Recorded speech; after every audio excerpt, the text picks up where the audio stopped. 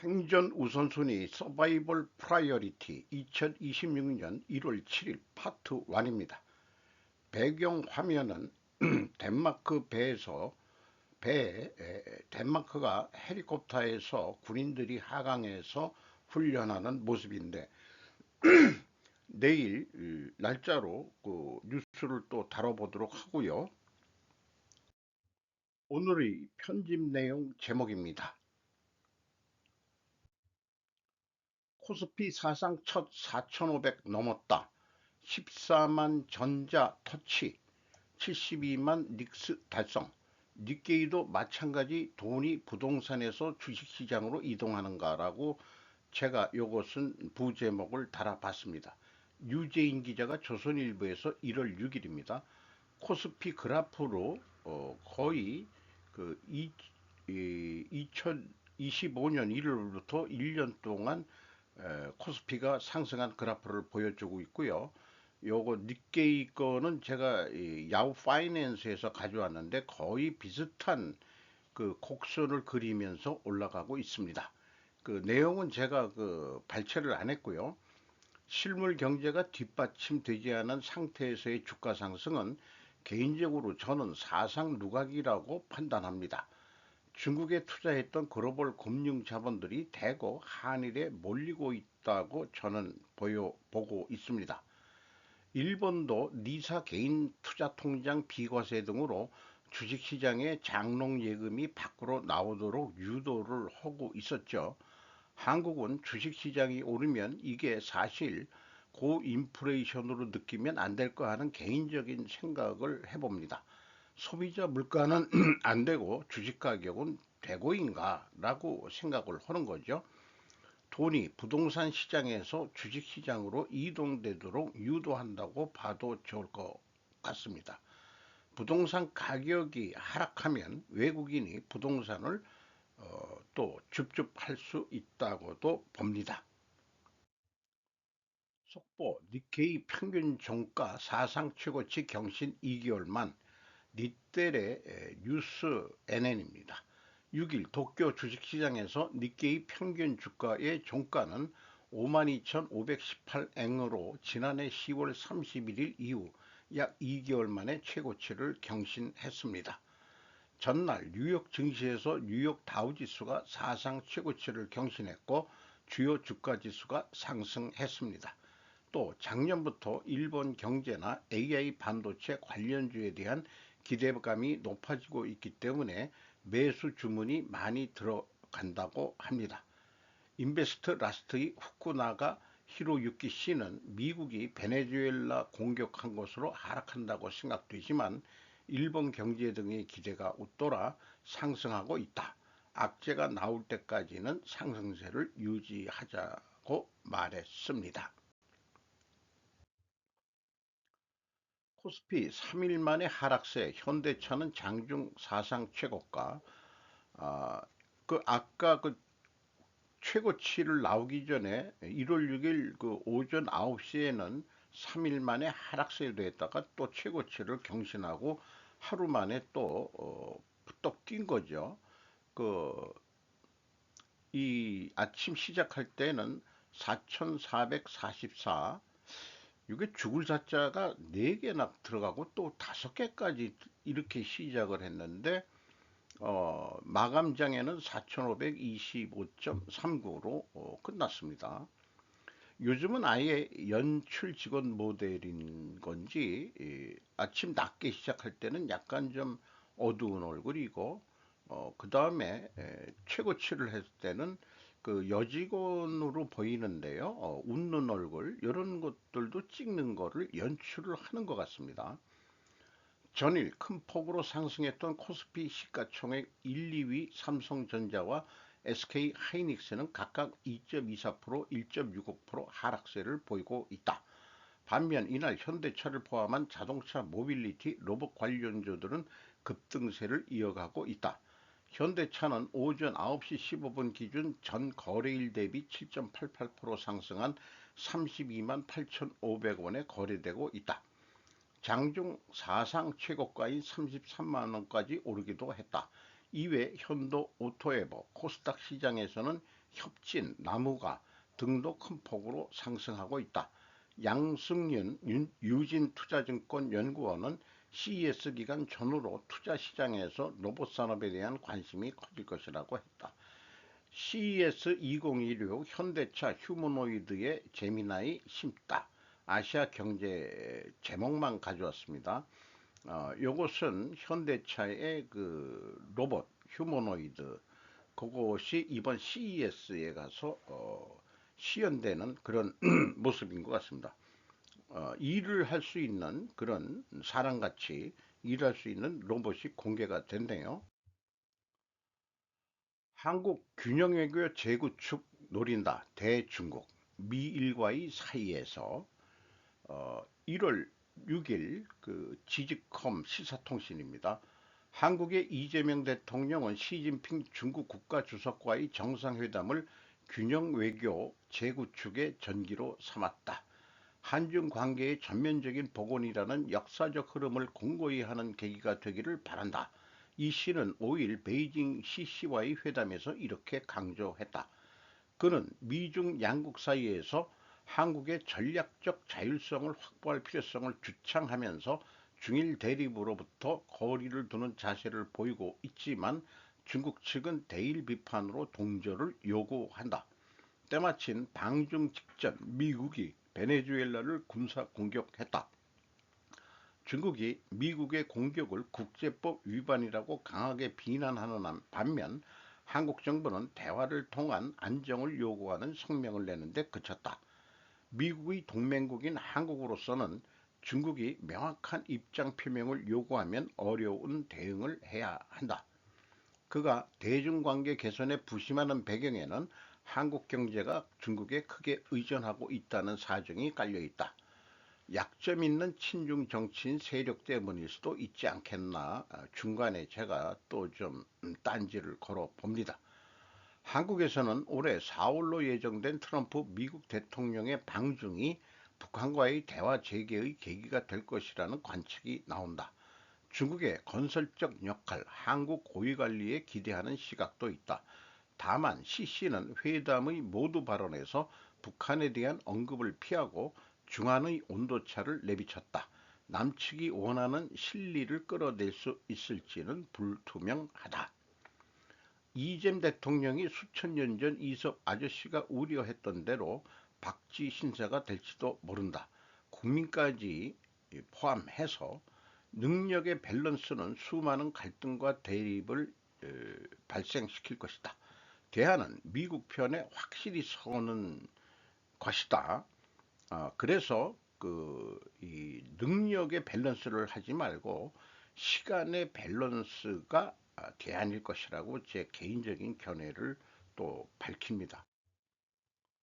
역사의 올바른 편 2020년대 중국이 자주 쓰지만 한중회담에선 처음 등장 김동하 조선일보 1월 6일 시진핑 중국 국가주석은 5일 이재명 대통령과의 정상회담에서 한중 양국은 역사의 올바른 편에 굳건히 서서 정확한 전략적 선택을 해야 한다고 말했다.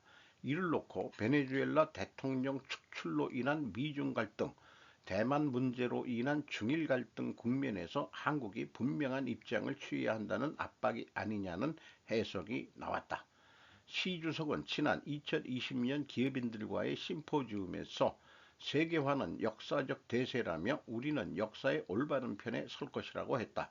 이후 신년사나 작년 9월 전승절 열병식 등에서 중국이 역사의 올바른 편에 서 있다고 강조하면서 이 표현이 종종 등장한다. 시 주석은 작년 싱가포르와 프랑스, 2023년 캄보디아와 브라질과의 정상회담에서도 다자주의를 강조하며 상대국 정상을 향해 역사적으로 올바른 편에 서야 한다고 했다. 시 주석이 이번 정상회담에서 사용한 역사의 올바른 편이라는 표는 중국 고위 당국자나 당 기관지 인민일보도 양안, 중국과 대만 문제 등과 관련해 상대국의 중국 입장을 존중할 것을 압박할 때 사용하고 있다. 압박을 이재명 대통령이 지금 직접 찾아가서 스스로 당하네요. 그래서 이런 또 생각을 해보게 됩니다. 역사는 승자의 기록이다. 시의 역사적 올바른 편이라 함은 승자가 되기 위한 표현이다. 즉 미중 대립 갈등에서 자신들이 승자가 되고자 합니다. 역사적으로 중국이 한반도를 침략했던 것은 거의 북방민족의 중국이었다. 고조선 멸망은 분명 한나라 중화족의 농경 문명이 유목 문명을 제압한 사건이었다. 그것 말고는 수나라 고구려 전쟁, 요나라 발해 침공, 나당 연합공 뒤 나당 전쟁, 몽골의 고려 침공 등은 모두 북방 민족이 세운 중국이었다. 중화적 중국과 한반도가 평화 공존했던 것은 송나라와 명나라 때뿐이었을 것이다. 그러나 2조 500년은 분명 중국의 명청의 종속 국가였다. 최근세사에 중국의 한반도 침입은 6.25 한국전쟁이다. 현재 한중관계 언급에서 이 부분이 대부분 의도적으로 빠진다. 1953년 휴전협정 때 한국 이승만 대통령은 불참했다. 따라서 중공과 북한과는 엄연히 전쟁 중인 상태이다. 따라서 중공과 북한은 주적이어야 한다. 한중 외교 수립을 평화협정으로 간주할 수 있냐? 중국의 역사 공정도 분명 침공에 해당한다. 현재 친중 세력들은 자신들의 이권을 위해 한국 전쟁에서의 중공군 참전을 결코 언급하고 있지 않다. 중공 그들은 장진호 전투를 애국 영화로까지 만들었음도 침묵하고 있다. 무엇이 역사의 올바른 편이란 말인가라고 제가 반론을 제기합니다. 왜 한국의 철기가 초문화 영향권으로 논의되는가? 거창하게 고대로 좀 올라가 봅니다. 제철 기술의 발전, 철로 된 도구와 무기가 나타난 것은 기원전 1100년 이후라고 한다. 한국에서도 옛 가야지방의 유적에서 제철하였던 자리가 발견되었고 그 당시 제품은 주변국 가운데서 가장 우수하였던 것으로 알려져 있다. 철강구조 편람 제1권 5쪽 한국철강구조학회 포항제철 후원에서 발간된 제가 소장하고 있는 전문 서적인데요. 총 8권인데 1995년 7월 1일 날 발간됐고 제가 2001년 6월 23일에 입수를 해서 철강에 대해서 꽤 배웠습니다. 알타이, 몽골, 만주, 한반도 문화 연결. 첫 번째로 유라시아 초원은 단절된 공간이 아니라 기마 금속 전술이 이동하던 거대한 문화 통로였습니다. 흐름을 단순화하면 스키타이, 흑해 알타이에서 알타이, 파지릭, 사카 문화, 몽골 바이칼 흉노, 부여 고조선 예mek 문화권, 삼국 초기 한반도로 이어진다고 표현하고 있습니다. 이렇게 이어지는 문화 영속성이 고고학적으로 확인됩니다. 두 번째, 한국 북방계 철기와 스키타이의 공통점, 다음과 같은 요소에서 유사성이 직접됩니다. 기마 중심, 스키타이는 핵심 군사 체계고 한국 북방계 문화는 부여 고구려 강한 기병 전통, 말 장비 철기, 말띠, 제갈, 말 방어구, 고조선 부여 고구려 말 장비 다량 출토, 철제 무기, 화살촉 단검창 발달, 한국 북방 고조선 삼국 초기 동일 경향, 스케일 아머, 스키타이가 대표적이고 고구려 철제 비늘 갑옷이 존재. 특히 고구려 철제 비늘 갑옷은 스키타이, 사르마트, 흉노계통 스케일 아머 전통과 확실히 일치하는 선안에 들어간다고 챗 GPT는 소개를 하고 있습니다. 역사적 매개체, 흉노와 스키타이계 유목 문화. 스키타이 역량이 한국까지 왔다면 대부분은 중간 매개 유목 세력을 통해 전단되었을 가능성이 큽니다. 첫 번째, 흉노의 무기, 갑옷, 철기 체계는 알타이 스키타이계 문화 요사를 강하게 이어받음. 흉노의 영향권은 만주, 요동까지 확장이 지역이 고조선, 부여, 고구려와 맞닿음. 따라서 스키타이, 알타이, 흉노, 만주, 한국, 북방 문화라는 흐름이 상당히 현실적인 경로로 평가됩니다. 사마르 사르마트, 사카, 계통과의 간접 영향. 사르마트, 사카는 스키타익의 후속 세력이고 역시 기마, 철기, 비늘갑옷 문화 유지의 문화권이 기술과 전술이 동쪽으로 확산돼서 흉노, 몽골 문화에 내재화했다. 어, 그런데 제 개인적인 생각은 전달이 아니라 아예 흉노가 유목민으로서 한반도로 이주한 것으로 해석해야 맞다고 본다.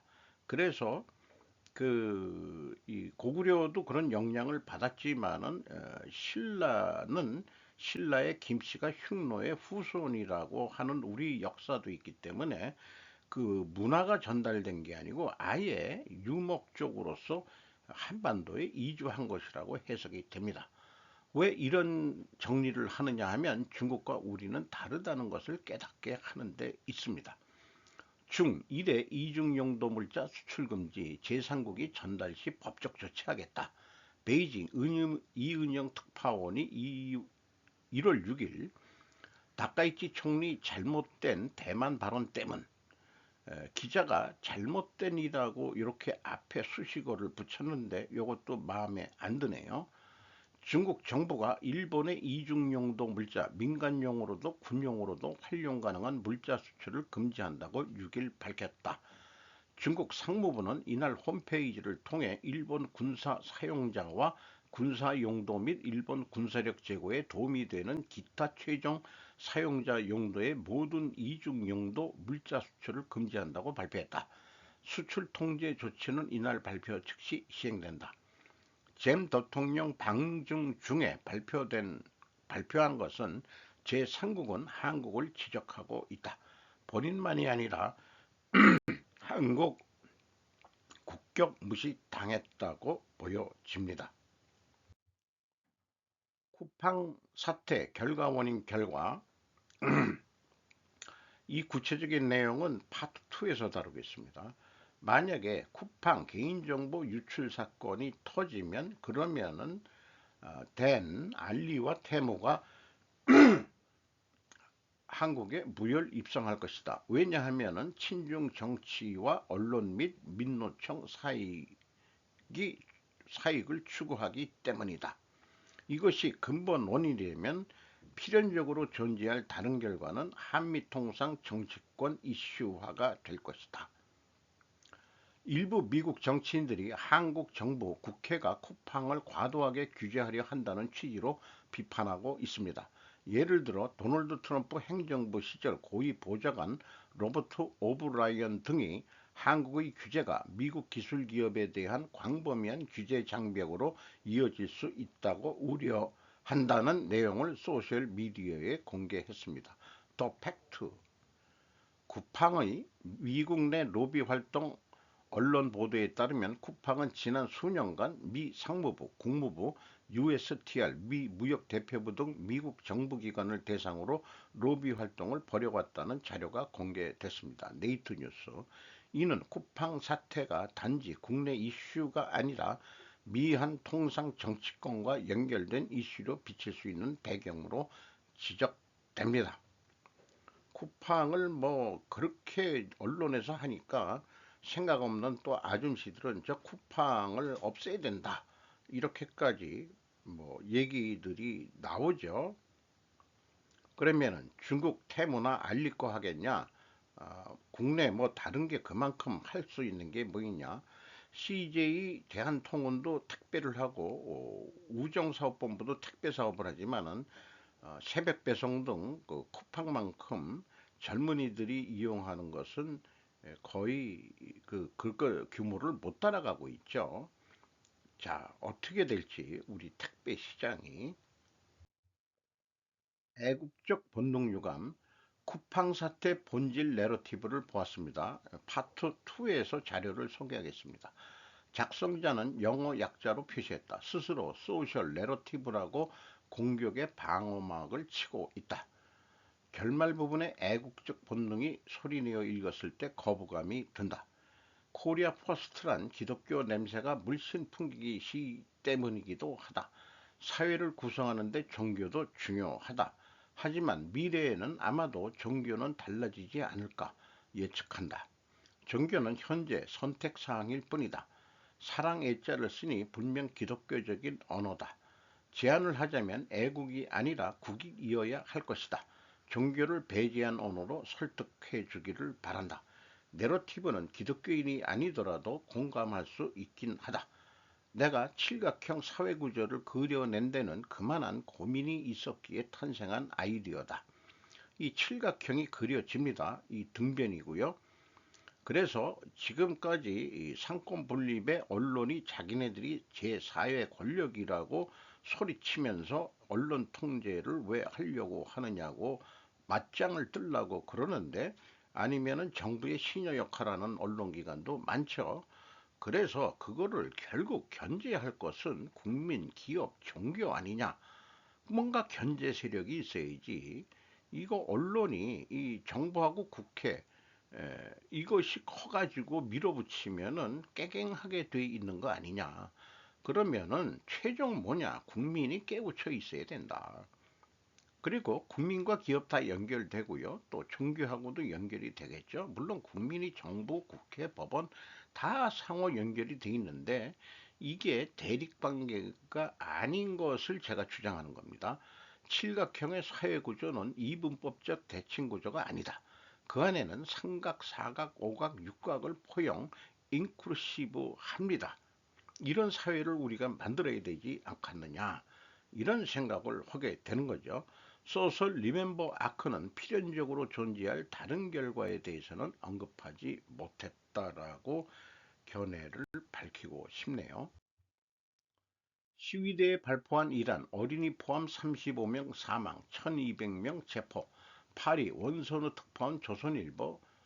이란 전역에서 경제난에 항의하는 반정부 수위가 걷잡을 수 없이 확산하면서 어린이를 포함해 최고 35명이 숨진 것으로 집계됐다고 미국의 한 인권단체가 밝혔다. 도널드 트럼프 미국 대통령이 강경 진압 시 개입할 준비가 돼 있다고 경고한 상황에서 알리 하메이네이 최고 지도자가 시위대를 폭도로 지목하고 발포하며 사상자가 늘어나는 등 상황이 악화하고 있다. 하라나는 일주일 넘게 계속되고 있는 이번 시위가 이란 전체 31개 주 가운데 27개 주 250여 개 지역으로 확산했다고 설명했다.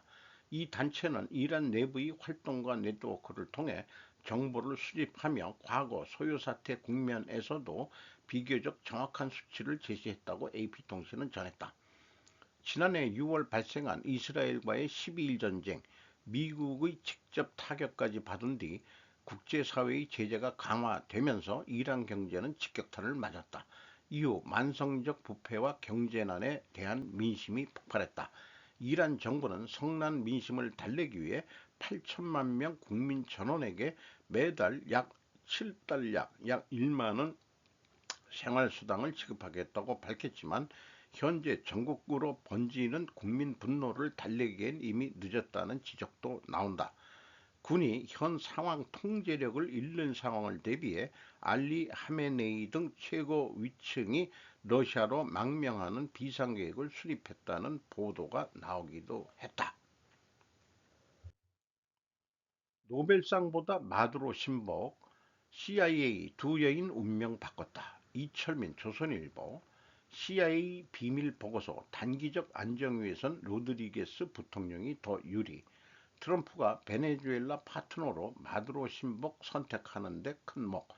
트럼프도 일기 때 미 지원에도 성과 못 낸 야권을 패배자로 인식. 관심은 미국 영향력 아래 안정과 석유, 선거 언급 안 해. 트럼프는 베네수엘라에 앞으로 선거가 있을지 여부도 언급하지 않았다. 그의 관심은 미국의 확실한 영향권 하에 있는 베네수엘라와 미국의 베네수엘라 석유 개발이다.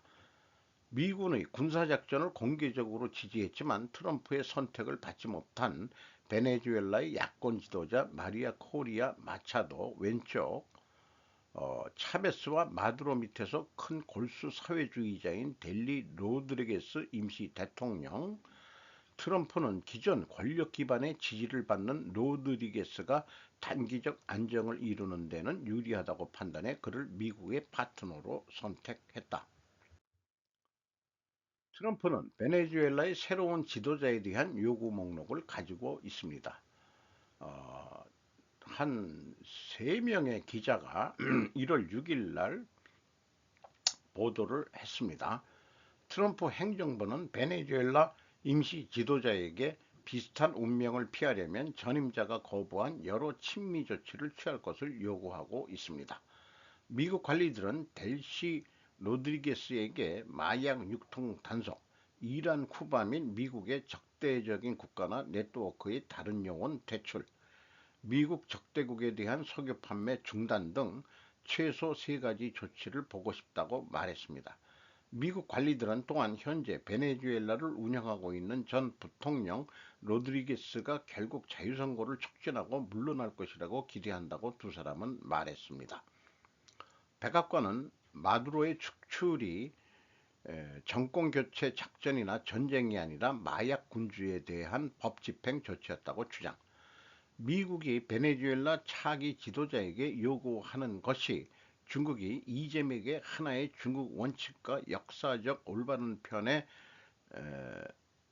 요를 요구하는 것과 마찬가지 압력 아닌가라는 생각이 들어가네요. CIA 보고서는 또 베네수엘라의 질서를 유지할 수 있는 과도적 지도자로 로드리게스 임시 대통령과 함께 기존 마두로 권력 체제를 지탱하는 두 핵심인 디오스다도 카베요 내무장관과 블라드미르 파드리노 국방장관을 파워 브로커로 지목했다. 결국 현재 베네수엘라 야권은 마두로 정권에 유착된 보안기구, 마약 밀매 집단, 정치적 반대 세력의 저항에 직면할 것이고 정통성을 확보하는 데 매우 어려움을 겪을 것이라는 결론에 도달했다는 것이다. 트럼프 일기 백악관에서 남미 정책을 총괄했던 후안 크루즈는 월스트리트 저널에 트럼프는 결과를 만들어내지 못한 베네수엘라 야권을 패배자로 본다. 그들은 인상적이지도 못했고 기대에도 못 미쳤다. 왜 그들에게 권력을 넘기겠냐고 말했다. 작년에 수도 카라카스의 한 행사에서 로드리게스 부통령과 함께 선 카베오 내무장관과 파드리노 국방장관, 각각 경찰과 군을 장악한 두 사람은 로드리게스와 더불어 마두로 정권들의 핵심이지만 미국의 베네수엘라의 지상고를 파명하지 않는 한 베네수엘라 안정을 위해 이들의 협력이 필요하다. 이 두 사람이네요. 로드리게스는 앞으로 등장할 수 있는 모든 미국 전략의 핵심 인물로 보입니다. 트럼프는 그들이 행동하지 않으면 우리는 두 번째 스트라이커 할 것입니다. 백악관은 논평을 거부했습니다. 미국 고위관리는 현재 행정부의 초점은 미국이 미국의 이익을 위해 안정적으로 나아갈 수 있도록 하는 것이라고 말했지만 로드리게스에게 요구한 사항에 대해서는 언급을 거부했습니다. 로드리게스에게 주어진 지시는 이러한 대화가 루비오가 공개적으로 공개한 것보다 더 구체적이고 구체적이며 강렬하다는 것을 시사합니다. 먼저 이런 글을 읽으면서 견해가 나오네요. 미국이 선택한 파트너는 우선 야당 지도자 마차도가 아닌 마두로 측근이었던 부통령이다. 미국의 우선순위는 정치 체계가 관심 대상이 아니다. 우선순위는 석유 장악이다. 그러니 차기 지도자에게 미국의 말을 들을 거냐 말 거냐 사실 협박이다. 재미 집권하는 과정이 과연 윤이 어이없는 계엄 선포에 이은 한국 자체의 흐름이었는지 확신할 수 있는가? 중국에 드러나지 않는 지원이 있었는지 알 수 없다. 집권 전 쎄쎄이 재미였지만 집권하자마자 일견 안미 경중은 계속되기 어렵다고 한 것을 어떻게 이해해야 하는 것인지 견지하는 것은 균형 외교인가? 그러면 두 번째 스트라이크는 미국이 직접 할 것이나 시간은 중남미 중동이 안정된 이후 최종 동아시아 중 한국 대상으로 노골적인 행동을 취하지 않을까 우려된다. 다카이치는 미리 눈치를 채고 일정 관계를 스스로 악화시켰다고 저는 해석합니다. 재미 친중이라고 확신하면 미국은 분명 친북 대화를 치고 나올 것이라고 생각을 합니다. 한국을 직접 건드리지는 않죠. 베네수엘라 이런 것처럼 물리력으로 하지는 절대 못하죠. 자기네들도 한반도에 남한에 투자한 돈이 아깝죠. 그렇게는 안 할 겁니다. 오늘도 좋은 하루 되시기 바랍니다.